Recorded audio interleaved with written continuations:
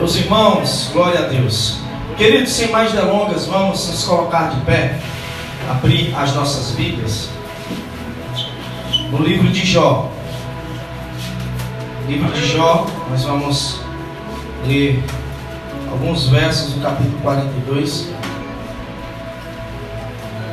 Apesar de que na introdução da mensagem nós teremos que recorrer aos primeiros capítulos e primeiros versos, e se você puder deixar a sua Bíblia aberta no livro poético de Jó, fica antes de Salmos. Você abre a sua Bíblia no meio, vai aparecer o livro de Salmos,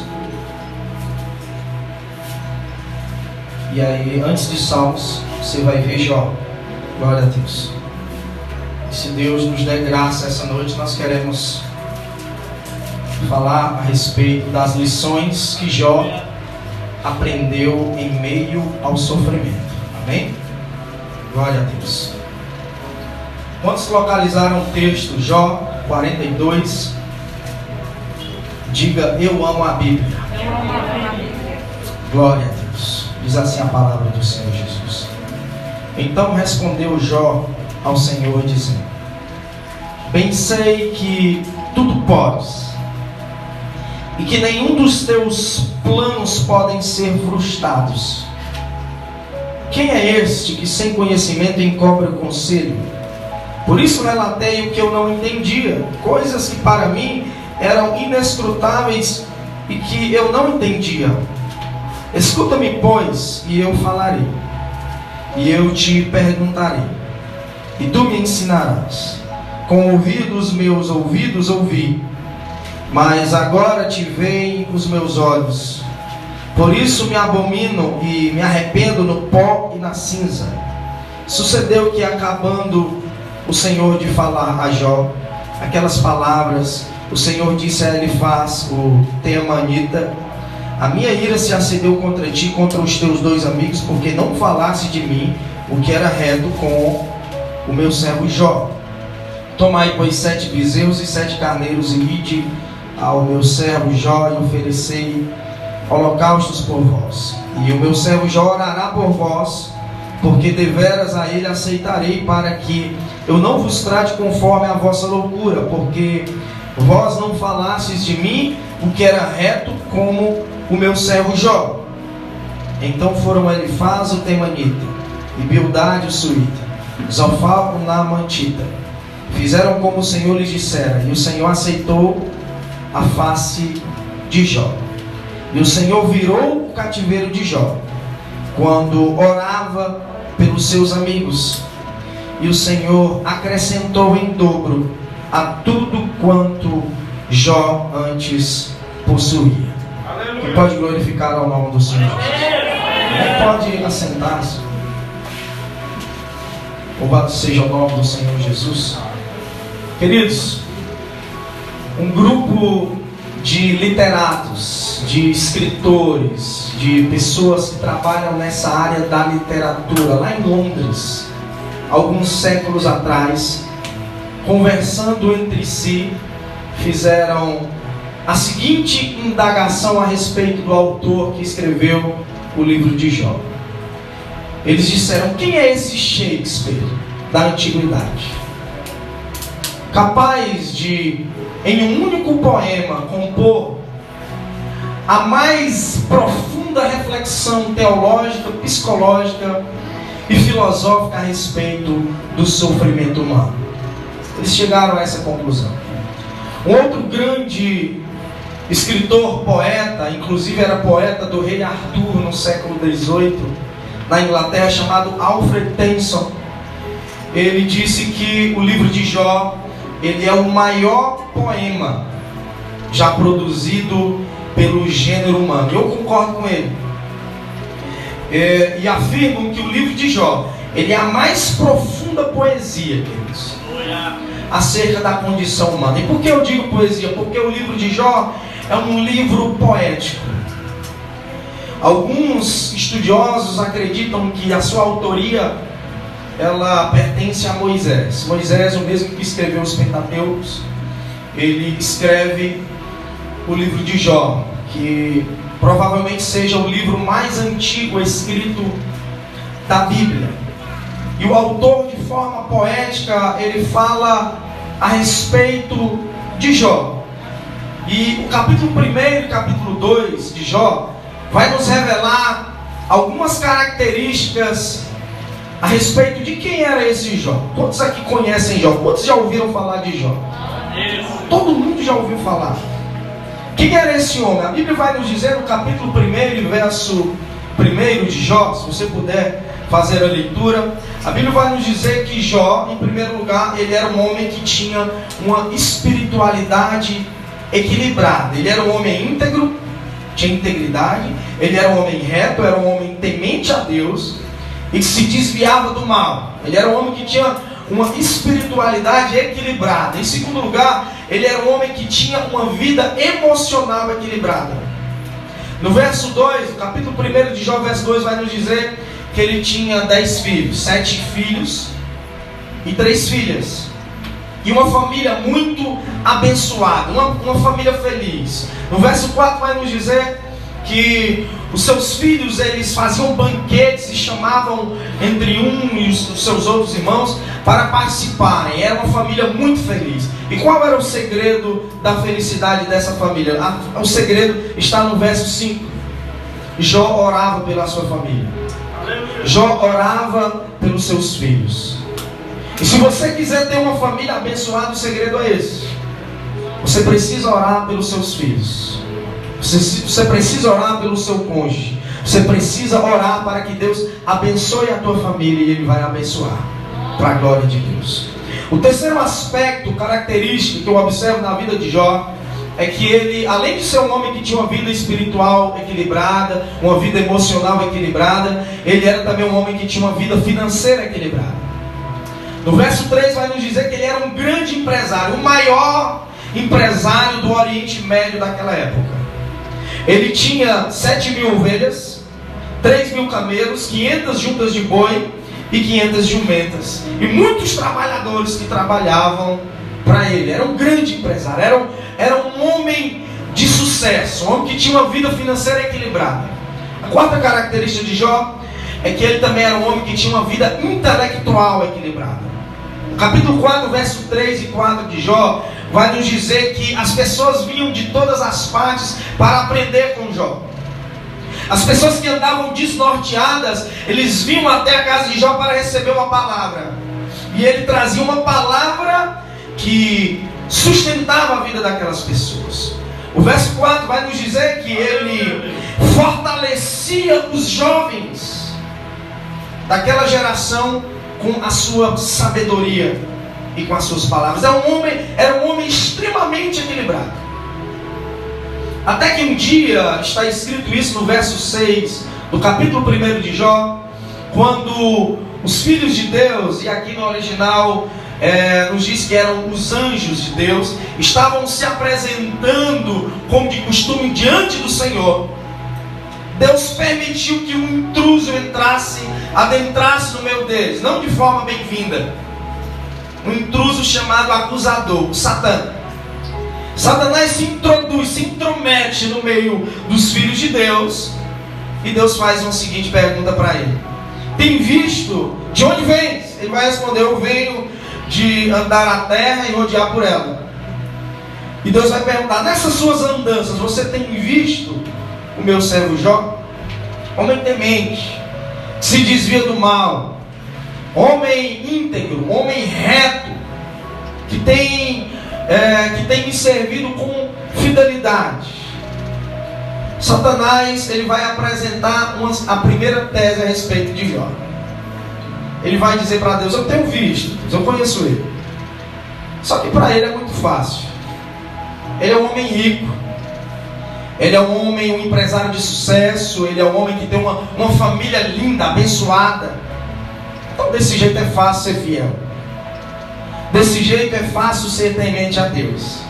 Aí nessa primeira tese, que é a tese da condicionalidade, Satanás, ele acreditava que a adoração e a fidelidade de Jó para com Deus estava condicionada às bênçãos que Deus derramava sobre a vida de Jó.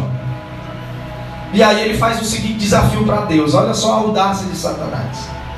Ele diz o seguinte: Deus, se você tocar nos recursos dele, se você permitir que ele perca os seus recursos, os seus bens e a sua família, certamente ele vai blasfemar de ti e não será mais fiel, não será mais temente, não irá mais se desviar do mal. Essa era a tese de Satanás, a tese da condicionalidade. E por que ele pede autorização a Deus? Porque Satanás, ele não tem poder, ele só age na vida de alguém se a pessoa der liberdade ou se Deus permitir. Então aquela desculpa que nós colocamos de tudo colocar a culpa no diabo, às vezes é permissão de Deus, mas às vezes somos nós mesmos que damos liberdade para que ele possa entrar na nossa vida e destruir nossa vida.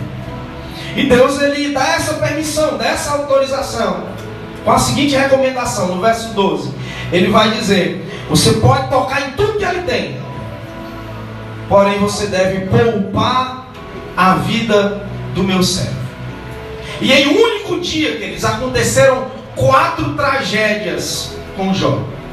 A primeira tragédia está no verso 15. Os sabeus vieram e mataram os trabalhadores de Jó e roubaram as suas jumentas e as suas juntas de bois. A segunda tragédia no verso 16. Fogo caiu do céu, consumiu as ovelhas e os pastores de Jó. A terceira tragédia está no verso 17. Os caldeus assaltaram os camelos de Jó e mataram os seus trabalhadores. Jó teve um colapso econômico em um único dia. Perdeu todas as suas empresas, toda a sua fortuna, todos os seus bens, todos os seus recursos, ele perdeu. Mas o pior ainda estava por esperar. Em todas essas tragédias vinha sempre um noticiante informá-lo a respeito. Quando ele está fazendo o cálculo, calculando o tamanho do impacto da sua perda econômica, do seu saldo negativo, chega um informante com a pior das notícias que Jó receberia naquele dia. O informante informa que um vento soprou nos 4 cantos da casa em que os filhos de Jó estavam reunidos, no verso 19 do capítulo 1 de Jó. E todos os filhos de Jó morreram de uma só vez. É normal os filhos enterrarem os pais, mas os pais enterrarem os filhos é uma anormalidade. Agora imagine Jó, que além de ter perdido todos os seus recursos num dia, teve que fazer um velório dos seus 10 filhos. Imagine o luto, imagine o peso que Jó carregava aquele dia.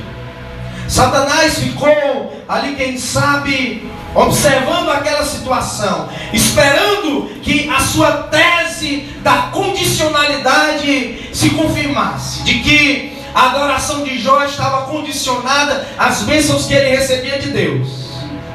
Quando de repente, no verso 20 está escrito que Jó, ele rasga as suas vestes, lança pó para cima, raspa a sua cabeça, dobra os seus joelhos, se lança em terra e, apesar de tudo isso, começa a adorar ao Senhor. Aleluia. E ele declara no verso 21: nu saí do ventre da minha mãe, nu eu voltarei para lá.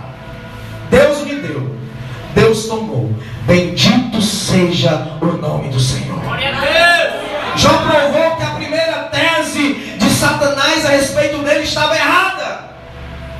A adoração e a fidelidade de Jó não estava condicionada aos bens que ele recebia de Deus, mas sim a quem Deus representava para ele, mas sim a quem Deus era para ele. Tem muita gente, irmão, que condiciona a sua adoração aos bens que pode receber de Deus. Tem muita gente que já vem para a igreja com o pensamento: eu vou para a igreja para me ser abençoado, eu vou para a igreja porque eu quero bênção, eu vou para a igreja porque eu quero milagre. A adoração dele está condicionada a algo que ele pode receber de Deus. Isso não é uma verdadeira adoração, isso não passa de barganha. Quando a sua adoração está condicionado ao que Deus pode fazer por você, isso não passa de uma barganha. Mas quando você adora a Deus pelo que Deus é, aleluia, quando você adora a Deus pelo que Deus representa, aí você se torna um verdadeiro adorador. E um verdadeiro adorador, ele adora a Deus independente da circunstância. A geladeira dele está vazia, mas ele adora. A despensa dele está vazia, mas ele adora. Ele está na crise, mas ele adora. Ele está no deserto, mas ele adora. Ele está passando pelo vale, mas ele adora. Sabe por quê? Porque a adoração dele não está condicionada ao que Deus pode fazer por ele. A adoração dele está condicionada a quem Deus é. E quem Deus é? Deus é poderoso, Deus é soberano, Deus é extraordinário, Deus é maravilhoso, conselheiro, Deus forte, Pai da eternidade, príncipe da paz. Ele é digno de toda honra, de toda glória. E quem é o verdadeiro adorador, levante a sua mão e glorifique e adore este Deus. Aleluia! Glória! Louvado seja Deus! No dia seguinte, Deus está mais uma vez recebendo a adoração dos anjos. E mais uma vez Satanás se intromete no meio dos anjos. E Deus vai fazer a mesma pergunta para ele: de onde vens? E ele responde: Deus, eu venho de rodear a terra e passear por ela. Nós já estamos aqui no capítulo 2.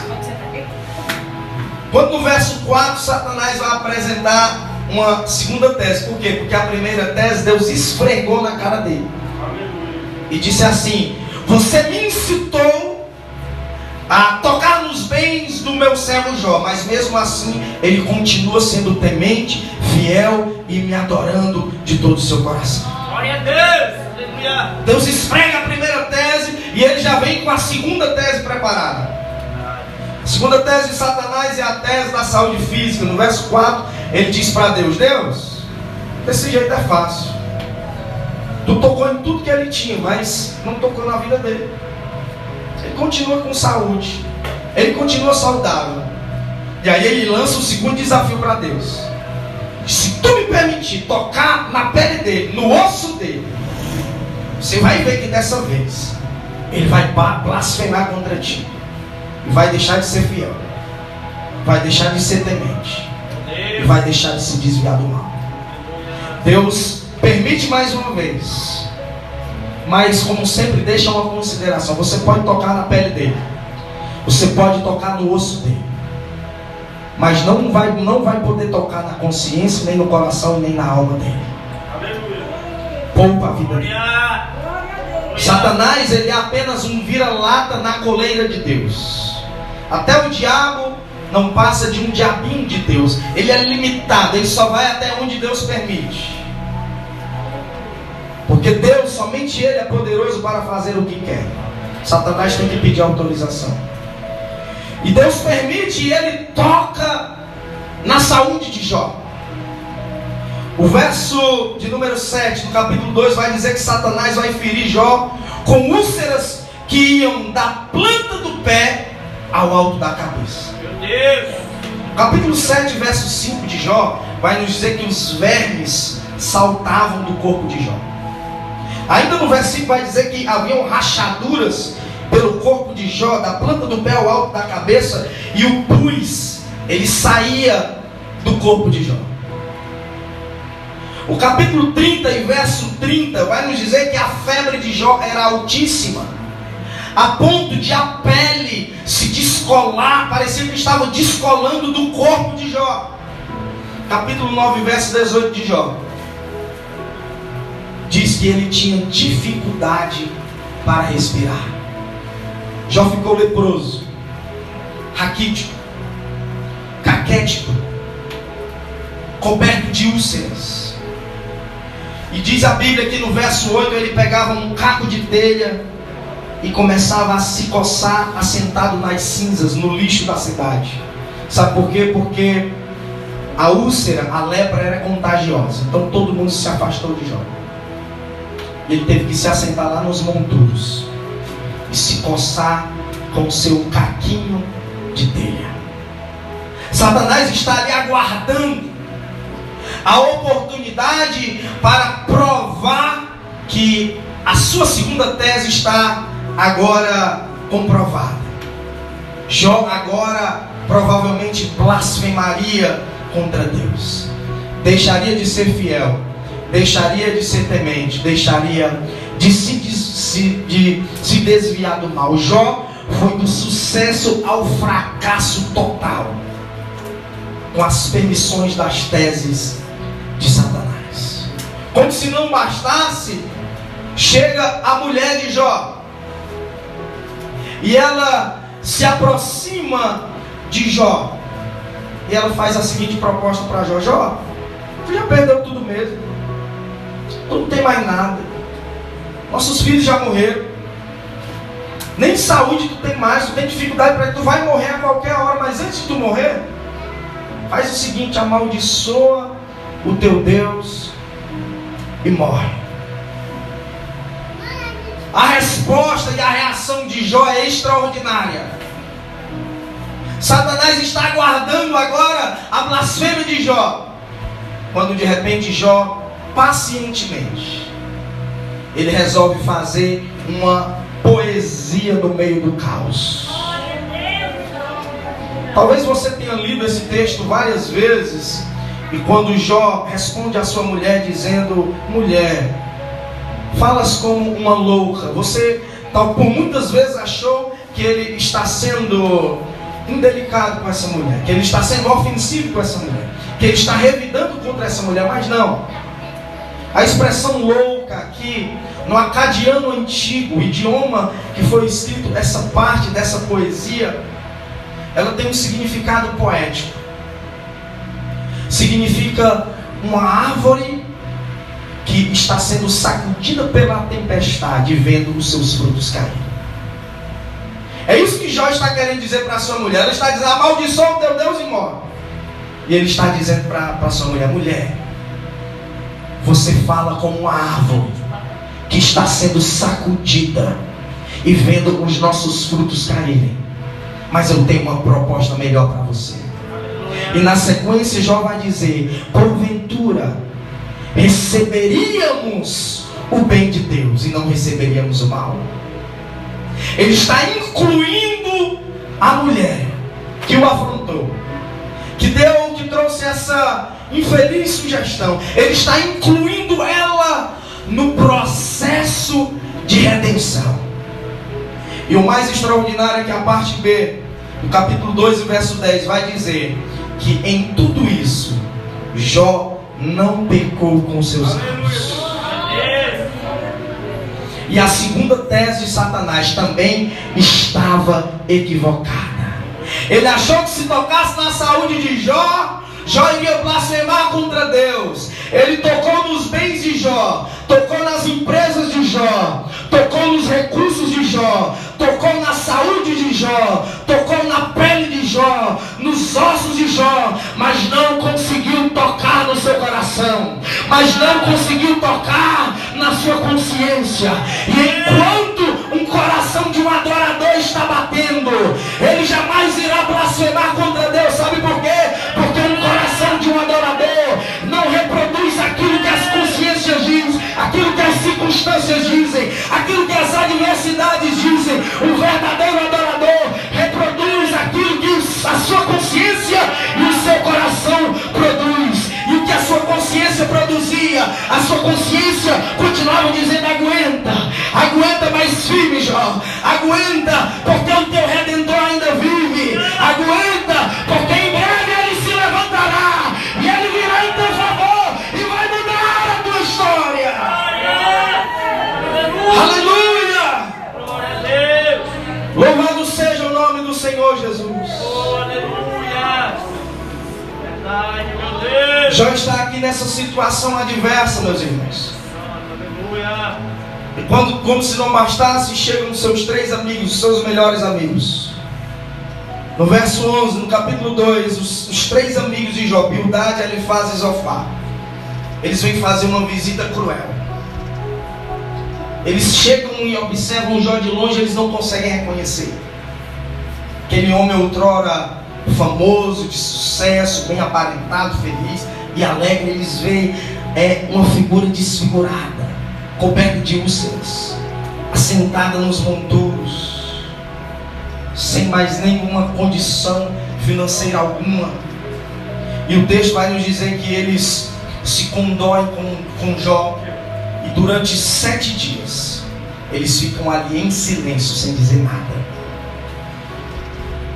É melhor ter amigos presentemente cruéis do que covardemente ausentes.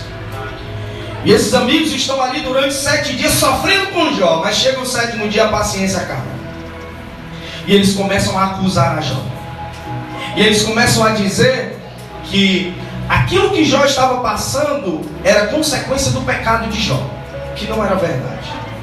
E eles vão lançar uma série de acusações contra Jó. No capítulo 15, verso 20 de Jó, vão dizer que Jó estava naquela situação porque Jó era um ímpio. No capítulo 22, verso 5, vão dizer que Jó estava naquela situação porque ele era malicioso. No capítulo 22, verso 6, vão dizer que Jó estava naquela situação porque ele era desonesto. No capítulo 22, verso 7, eles vão dizer que Jó estava naquela situação porque Jó não tinha compaixão pelas pessoas. No capítulo 22, verso 8, vão dizer que Jó era um aproveitador. No 22 e 21, que Jó era um inimigo de Deus. No 18 e 21, vão dizer que ele era perverso. No 11 e 3, vão dizer que ele era mentiroso. E no 20 e 19, vão dizer que Jó estava daquela forma porque Jó era um ladrão. Injúrias, difamações contra aquele homem que, a despeito de toda aquela situação caótica, continuava com a sua integridade conservada diante de Deus. Aquilo foi demais para Jó. E ele começou a fazer perguntas a Deus. Ele vai fazer 16 perguntas a Deus, 34 queixas. E sabe qual é a resposta de Deus? Silêncio. O silêncio de Deus é esmagador contra Jó. Jó não consegue entender o porquê que, com toda aquela situação, ele conservando a sua integridade, Deus permanecia em silêncio. E quando Deus quebra o silêncio, Deus realiza 70 perguntas para Jó, nas quais Jó não tinha condições de responder nenhuma delas. O livro de Jó, ele nos leva ao território perigoso dos porquês. Por quê? Mas por quê? Mas por que isso aconteceu? Por que Deus permite? Por quê? São ao todo 329 perguntas no livro de Jó. Perguntas essas que não têm resposta. O ponto de interrogação fica no ar. Os processos de Deus para nós, eles são desenvolvidos nas nossas incertezas. Sabe por quê? Porque é justamente quando nós não sabemos o que fazer que Deus quer nos ensinar a confiar nele. Aleluia. E no meio de todas essas incertezas, a única certeza e a convicção que Jó tinha é a que ele declara no capítulo 19, verso 25. Ele vai dizer: porque eu sei que o meu Redentor vive, por fim se levantará sobre a terra. Depois de consumir a minha carne, em minha carne eu verei Deus agir em meu favor. Essa era a certeza de Jó. Mesmo não entendendo o que Deus estava fazendo, em meio àquela circunstância, todavia, Jó continuava crendo em Deus. E Deus foi misericordioso para Jó. E Jó conseguiu aprender no meio do sofrimento, pelo menos 5 lições. 5 lições.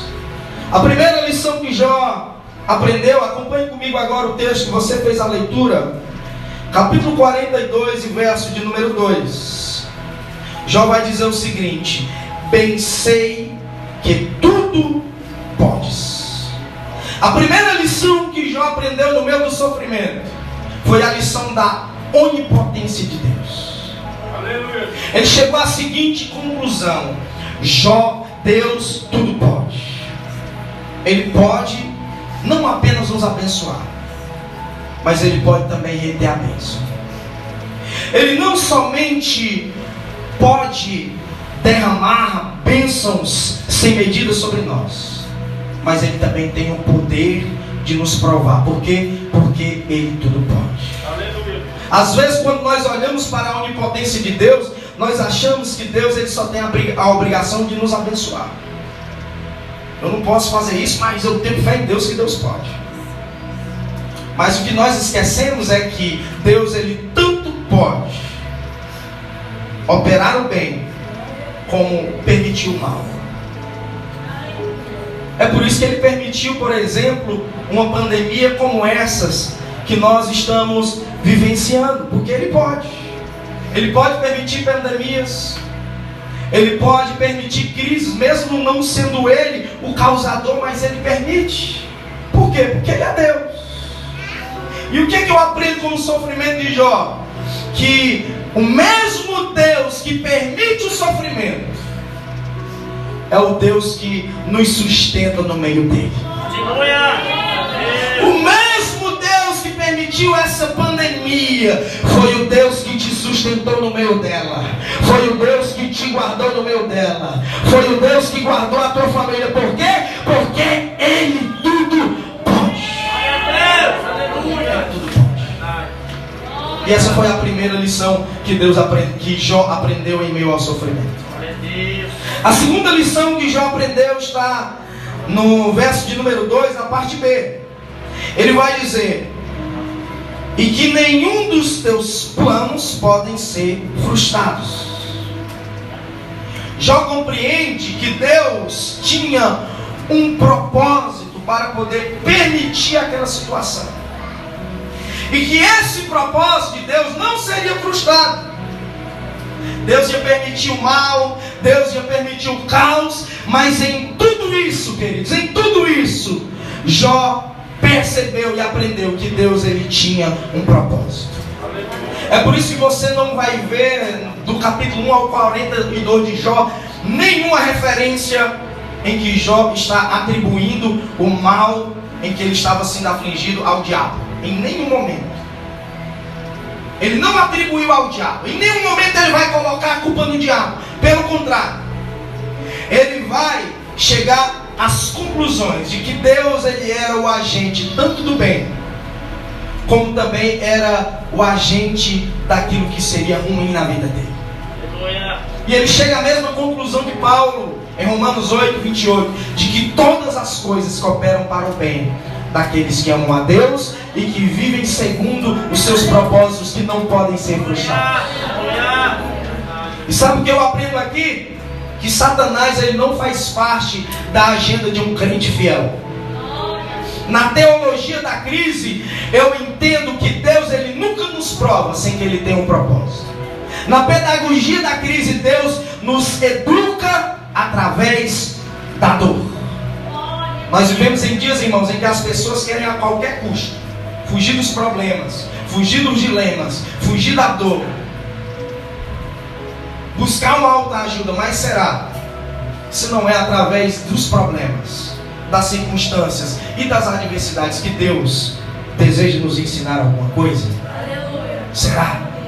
A vitória do cristão não está na ausência do sofrimento, mas sim em não ser vencido por ele. A fé de Jó, ainda que frágil, conseguiu fazer o universo vibrar, porque ele compreendeu que Deus ele tinha um propósito no meio do caos, e que era possível se relacionar com Deus no meio do caos. Olhe para o irmão que está do seu lado e diga assim: meu irmão, é possível se relacionar com Deus no meio do caos. É no caos que Ele tem um propósito para mim e para você. Quem acredita nisso? A terceira lição que Jó aprendeu foi a respeito da onisciência de Deus. No verso de número 3 ele vai dizer o seguinte: quem é esse que sem conhecimento encobre o conselho? Porque isso relatei o que não entendia, coisas que para mim eram inescrutáveis e que eu não entendia. Jó pensava que era sábio, que as pessoas vinham de todos os lugares para aprender com ele. Mas ele aprendeu que em meio ao sofrimento, a sabedoria dele, diante da sabedoria de Deus, não valia de nada. Quando o homem conhece a sabedoria de Deus, quanto mais ele aprende, mais ele tem a certeza de que ele não sabe de nada. De que Deus é uma fonte inesgotável de sabedoria. Jó, ele não entendia nada, não conseguia compreender o que Deus estava fazendo. A graça e o amor de Deus, irmãos, nos fazem entender que mesmo sem entender, as tribulações e as crises nos sobrevêm com um divino propósito muito maior de Deus para nós. Nós não precisamos saber de tudo, mas se nós tivermos o temor a Deus, nós entraremos no princípio da sabedoria. Porque o temor a Deus, ele é o princípio da sabedoria. Você não precisa saber, você precisa crer. Quantos aqui creem? A quarta lição que Jó aprendeu em meio ao sofrimento está no verso 5. Acompanhe comigo. Como ouvi dos seus ouvidos, ouvi, mas agora te veem os meus olhos. Em outras versões, antes eu te conhecia de ouvir falar, mas agora os meus olhos te veem. Olha só que interessante. Jó era temente a Deus, fiel a Deus, se desviava do mal, mas não conhecia a Deus o suficiente. Só conhecia Deus de ouvir falar. Sabe como que Jó foi conhecer a Deus de verdade? Quando ele se esgotou das suas forças, entrou em uma crise profunda e aprendeu a depender totalmente de Deus. Aleluia! As crises, os desertos, as lutas que nos sobrevêm, elas nos sobrevêm para que nós aprendamos a confiar em Deus, a depender de Deus. Sabe por quê? Porque na luta, no deserto, o coração do crente fica mais quebrantado. Ele perde mais o seu orgulho, a sua soberba. Ele é abatido, ele se prostra, Deus coloca ele no chão. E ele não tem nenhuma outra alternativa a não ser buscar a Deus. É por isso que muitos ateus nessa pandemia tiveram que se converter. Porque a ciência não resolve, a medicina não resolve, a política não resolve. Aí o ateu teve que dizer: Deus, tem misericórdia de mim e poupar minha vida. Porque na crise nós conhecemos a Deus. Para ilustrar, um dia um pai estava passeando com uma criança. E aí a criança fez uma pergunta. Tem criança que faz umas perguntas desconcertantes, né, irmãos? E a criança fez a seguinte pergunta para o pai: pai, qual é o tamanho de Deus?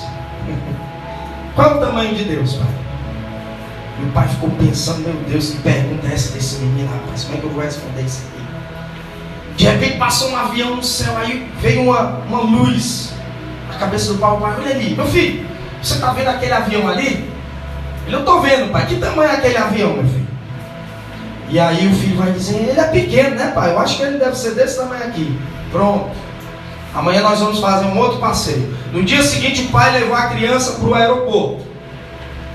E aí desceu lá a rampa e foi para perto dos aviões. E o menino olhando para aqueles aviões e colocou o menino perto do avião. Você está vendo, meu filho? O que é isso aqui, meu filho? Isso aqui é um avião, pai. Que tamanho é esse avião, meu filho? Nossa, pai, ele é tão grande. E o pai perguntou: mas você lembra que outro avião estava bem pequeno? Ele disse: sim, pai. Pois bem, é dessa forma, é desse jeito que nós descrevemos o tamanho de Deus. Quanto mais longe dele, mais ele fica pequeno. Mas quanto mais perto dele, mais ele se torna grande. Me diga o tamanho do teu problema, que eu te direi que se você se aproximar de Deus, o teu problema será menor do que uma gota dentro de um balde. Porque o teu Deus é grande. O teu Deus é grande. Você só precisa conhecê-lo. Quantos querem conhecer a Deus? Por isso não reclame dos desertos, porque os desertos te levarão a conhecer a Deus de maneira mais profunda. Antes você conhecia a Deus só de ouvir falar, mas no meio do deserto e da prova, meu irmão, os seus olhos vão começar a contemplar as maravilhas de Deus e quem Ele é. A quinta lição que Jó aprende no meio daquela crise está no verso número 6. Ele diz: por isso me abomino e me arrependo no pó da cinza. A quinta lição que Jó precisava aprender é que em meio ao sofrimento ele aprenderia a se arrepender. Olha só, o irmão Alberto Júnior, ele era um homem temente, ele era um homem fiel, mas mesmo assim precisava se arrepender. E ele só foi perceber isso quando ele estava no meio do sofrimento. Aí ele começou a se abominar e a se arrepender, mesmo sendo fiel a Deus. Irmãos, a nossa ideia de arrependimento, ela se amplia quando nós se aproximamos de Deus. Jesus nunca teve pecado, mas mesmo assim foi batizado por João Batista, um batismo que era para arrependimento. Arrependimento é algo mais profundo do que nós podemos imaginar. Quanto mais nós nos aproximamos de Deus, mais nós percebemos que precisamos nos arrepender. Aleluia. As pessoas que vivem longe de Deus, elas acham que não precisam se arrepender. Elas acham que não precisam vir para a igreja. Elas acham que não precisam de Deus. Sabe por quê? Porque estão em trevas. Quando nos aproximamos de Deus, a luz de Deus reflete e nós enxergamos as nossas máculas. Enquanto uma pessoa em trevas, ela não consegue ver o quão sujo e carente de Deus ele é. É por isso, irmão, que não existe gente boa. A pessoa chega para mim, ai, hoje eu estava vendo uma reportagem, ai, rapaz, fulano de tal é bom demais. Um homossexual que entrega cesta básica, construiu um monte de casa e fica dando pinta de que é uma boa pessoa nas redes sociais e agora nos programas de televisão. Ai, uma pessoa boa. É uma pessoa boa, mas tem que se arrepender. E sabe por que ela não se arrepende do homossexualismo? Porque está longe de Deus. Porque se estivesse perto de Deus, ela reconheceria que precisa se arrepender. Glória a Deus. Aleluia. Quantos aqui precisam de arrependimento? Glória a Deus. É no meio da crise que Deus nos leva a se arrepender, porque nós nos aproximamos. Para concluir, no verso de número 10, capítulo 42, vai nos dizer que Deus mudou o cativeiro de Jó quando ele orava pelos seus amigos. Preste atenção. Sabe quem eram esses amigos aqui? Aqueles três que acusaram ele de ladrão. Aqueles três que acusaram ele de perverso, de mal, que jogaram todas aquelas difamações injustas contra ele. Deus mudou a sorte de Jó quando ele começou a orar por essas pessoas que lhe ofenderam. Aleluia. Aleluia. Irmãos, quem muito se queixa, quem muito se defende, quem muito se justifica, irmão, é porque está com o seu coração cheio de mágoa. Sabe por quê? Porque quando ao invés de nós queremos ter razão, nós preferimos orar pelaquela pessoa que nos feriu, é aí que nós atraímos o favor de Deus. Glória. Nós devemos sair do campo de defesa e entrar na brecha da oração. Porque enquanto você se defende, a mágoa não vai embora, irmão. Enquanto você se justificar, eu tenho uma razão. Aquele fulano é desse jeito. Aquele ciclano é desse. Você não vai conseguir parar de se ferir, porque essas justificativas são como pedras ferindo o seu coração. Mas quando ao invés de buscar razão, você decide orar pelas pessoas que te ofenderam, você não consegue ter ódio por uma pessoa e orar por ela ao mesmo tempo. Glória. É impossível. É impossível. Porque quando você ora, Deus cura você. E Deus também cura a pessoa por quem você ora. Glória. Aleluia.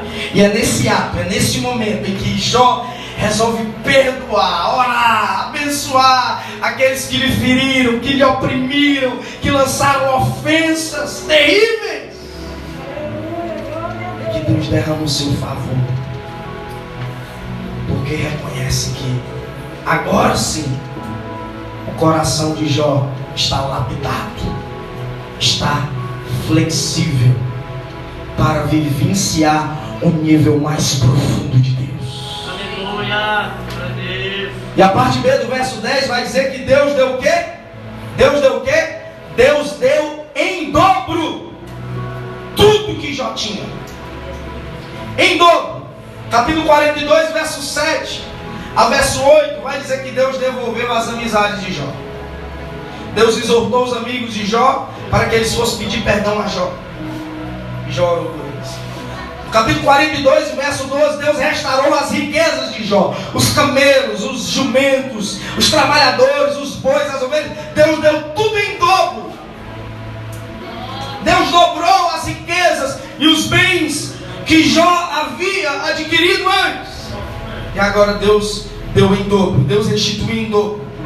Deus restituiu a saúde de Jó. 42, verso 16. Vai dizer que Jó viveu até 140 anos de idade.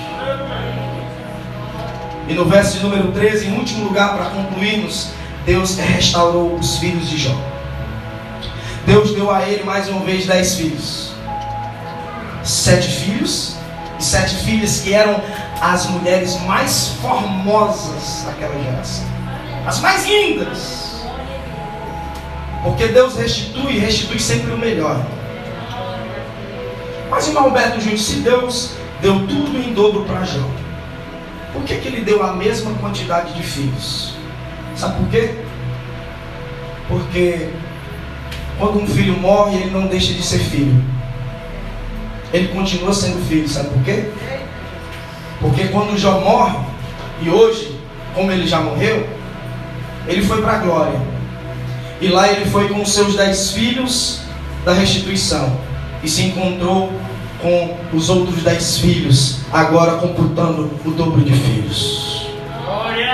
Sabe o que eu aprendo aqui? Quando somos fiéis a Deus, Deus nos leva para a glória. E nós reencontramos os nossos familiares. Aqueles a quem Jesus já levou. Aqueles a quem Deus permitiu que fossem levados. Um dia você vai reencontrar com eles, meus irmãos. Um dia você vai se reencontrar com seu cônjuge, com seus filhos, com seus pais. Um dia você vai se reencontrar com eles na glória. E Deus, Ele vai cumprir o plano, o propósito dele na tua vida. Todos aqui acreditam? Glorifique e exalte o nome do Senhor. Se coloque de pé. Aleluia. Eu quero perguntar nessa noite, antes de orar pela sua vida, se porventura alguém aqui que ainda não tomou a sua decisão,